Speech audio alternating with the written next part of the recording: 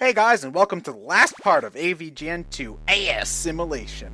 Anyway, you might notice that I'm pausing the screen and returning to the menu.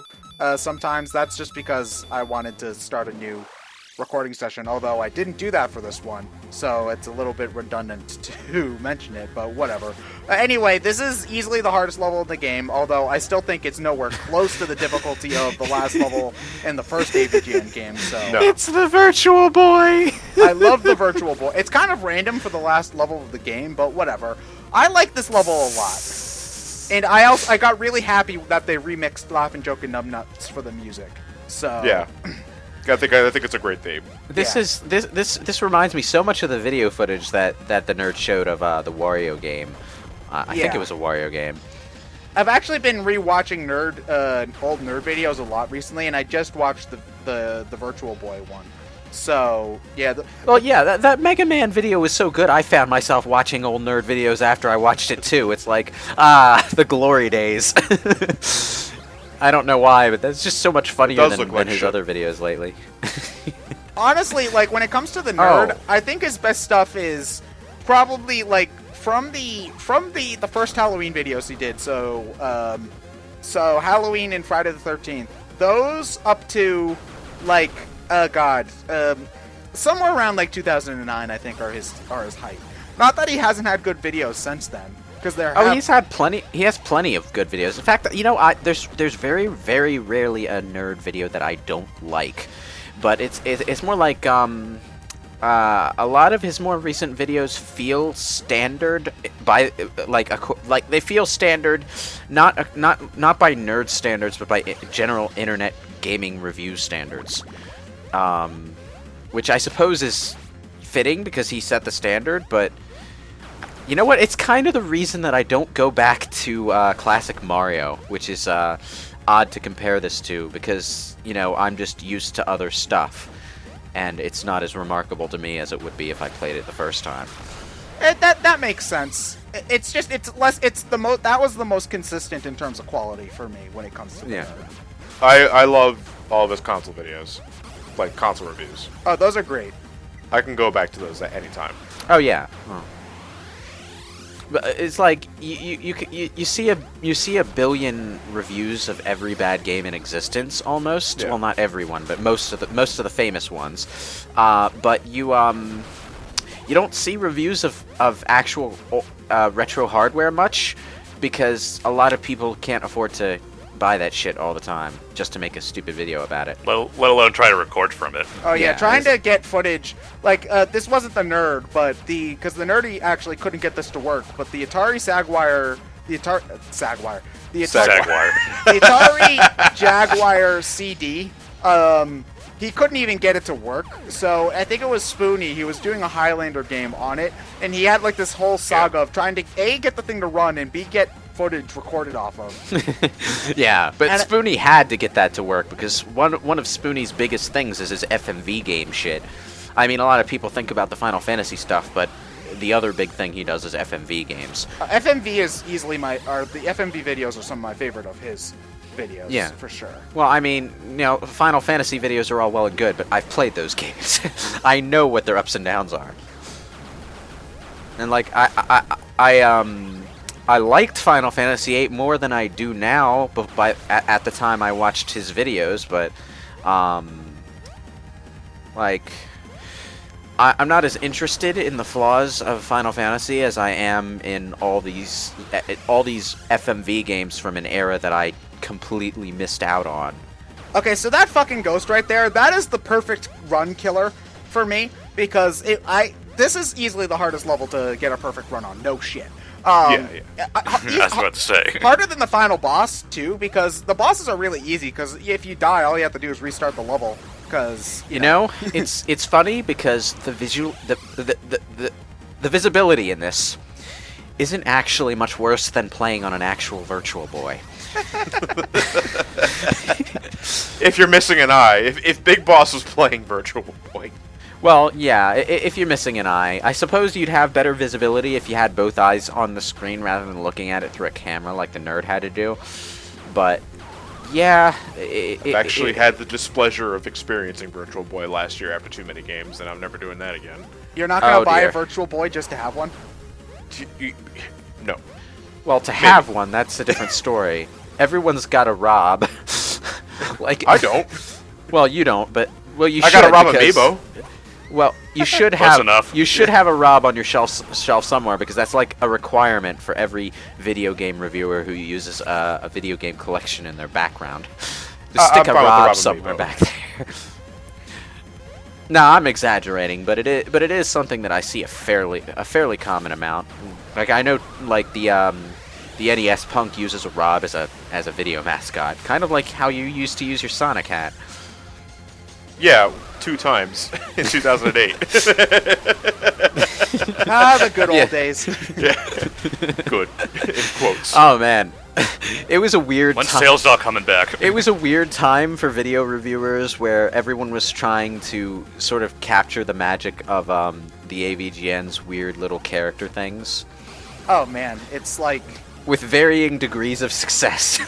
you couldn't go 5 feet on the internet without an AVGN ripoff. And I mean, granted, some people were really good. Like I really liked Fat Man Judith. I also, oh man, I'm forgetting his name. But the guy who did the Hitman walkthrough, I loved his videos too. Well, you know, I don't necessarily mean direct ripoffs, but you know, the kind of shenanigans he would pull in his videos, people would try to do the same sort of thing.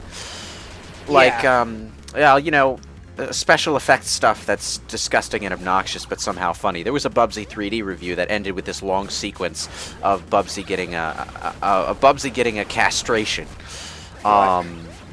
A Bubsy doll with like a sausage down there getting it was supposed to be funny, but it just came off as disgusting and uncomfortable, so I stopped watching at that point. Which is a shame because the video up to that point was great. You know what? It was probably trying to recreate stuff like the nerd destroying the cartridge, I think. But at that point, you're destroying the character, which is a little bit more personal. So... Well, yeah, it was a really long sequence with an actual storyline attached to it that just made it feel really uncomfortable. Like, the nerd nowadays will still do that stuff, but he keeps it lower key. Yeah. Like he'll say a line like "Let's cut the shit," and then it cuts to a 1 second clip of him cutting a fake turd. That's good. That's funny. That it's there. It's gone. It gets to the punchline. It makes you chuckle, and then the video moves on. And that's how it should be because the nerd's weakest videos are when he spent too much time on that kind of stuff. Yeah, like there was a period of time where it felt like every episode was him beating up a new guest. Yeah. Mike Matena in the costume. Yeah. Mike Matena costume, yeah. It's funny because he did the Bugs Bunny beat up sequence again in the Mega Man video, and it actually turned out superior to the original one because it was shorter. Why Bugs Bunny in a Mega Man video? Because it was an anniversary thing, and you know, the nerd beating up Bugs Bunny is one of his more famous old things. Oh yeah, that is still a good video though. Yeah, it is. Yeah, so this is the final boss, which is honestly my least favorite boss in the game, I would say. This is the monster from the AVGN movie. I forget what it's called. It's like Death Mole lost to Sticks or something. Yeah, something like that. Vixie Spitlick. And you know, I'm not even going to try to explain what this thing is in the AVGN mythos because I don't remember it. There's this really long, convoluted bullshit ad-lib thing that one of the characters goes on to explain the meaning of the universe, and it turns out at the end of the movie, out of nowhere, that he was completely spot on. Is he voiced by Gilbert Gottfried? No, I'm going to make a safe assumption and say no. But basically, the one thing I remember about this thing is that with one turn of the satellite dish on its head, he could end all of existence. So when he appears at his very first appearance, the satellite dish starts to turn, and then he goes, "Psych!"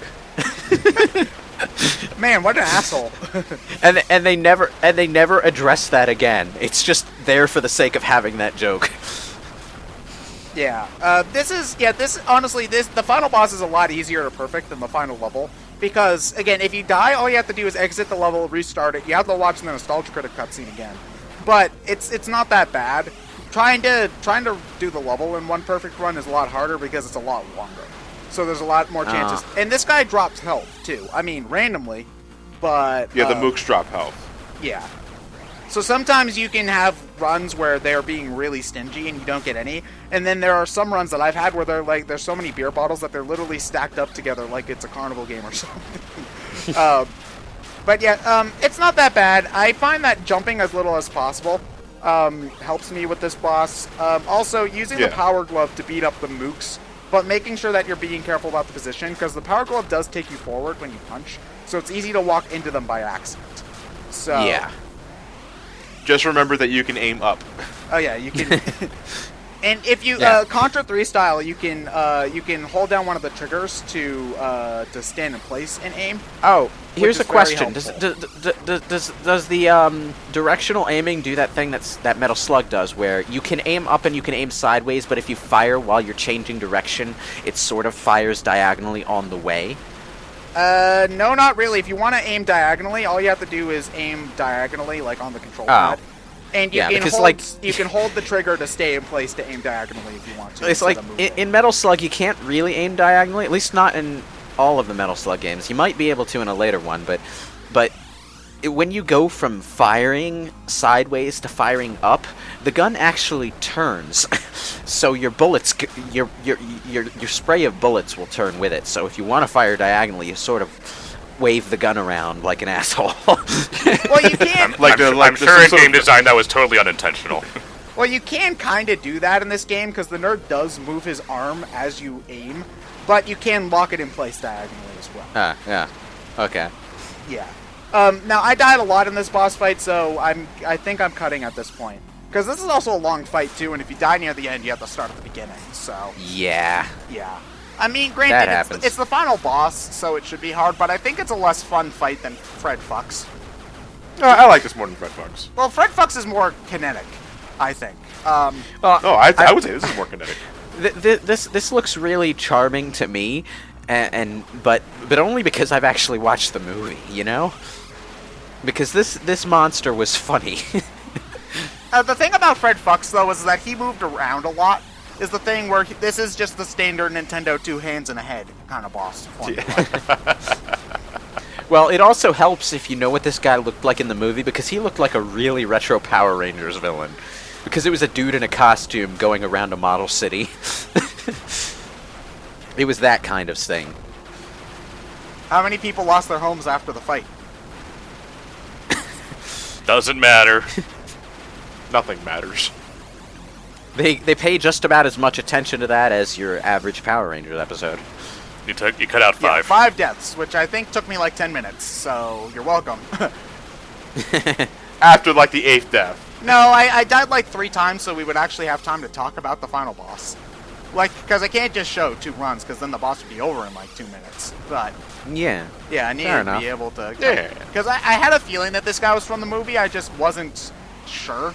So. Well, it has to be from somewhere. No, they could have just made up some thing. random bullshit and made fun of that, because that's something that happens in a lot of video games, where they just make up a random bullshit for the final boss. Yeah, I don't think it was until the first game where Fred Fucks was given physical form. There is an actual programmer, though, named like Fred Fuchs or something like to that effect. Yeah. So that was what they were making fun of, and he just so happened to be in a lot of nerd videos. I wonder if they ever found that guy. Also, if you have enough health to spare, especially if you have your keg still lying around, I recommend just standing underneath one of the hands and shooting up until you win. You know, on the subject of finding that guy, this is not that specific guy, but in the movie there was a guy who played the part of the original E.T. developer. Was he actually the original E.T. developer? Yeah. I think he makes a cameo, at least in the movie. I don't know if that's actually him or not. Yeah, well, he makes a cameo, and there's this other guy who worked with him to hide stuff inside the cartridges. It's a really silly plot, but I love that line, though. The day was no longer a shitload of fuck. That's just my favorite nerdism, is a shitload of fuck. So, I wonder actually if there's a bad ending if you beat the boss without having all your shit back. Yeah, there is. There is? Oh, what does it say? Because I beat this game without the Swearing Scout, the Super Scope, the Cape. I think that's about it. He just tells you, go back and get all my shit. Awesome, because so it's the Crash Bandicoot bad ending. Yeah, so I went to find all of the stuff before I did the final level. So, yeah. I like how James's wife is only credited as Mrs. Nerd in this. Actually, that's true in a couple different things. I can't remember which off the top of my head, but that's not the first time I've seen that. Yeah, so that's AVGN Adventures 2. Generally, I think it's a better game than the first one. It's not perfect by any stretch, and I kind of would prefer that it had slightly... That's from the movie. Okay. Oh, yeah. man. So, I would have preferred that the levels were just a tad longer, but other than that, this is a fantastic game, and you should try it if you've got the time and the money. Maybe wait for a Steam sale.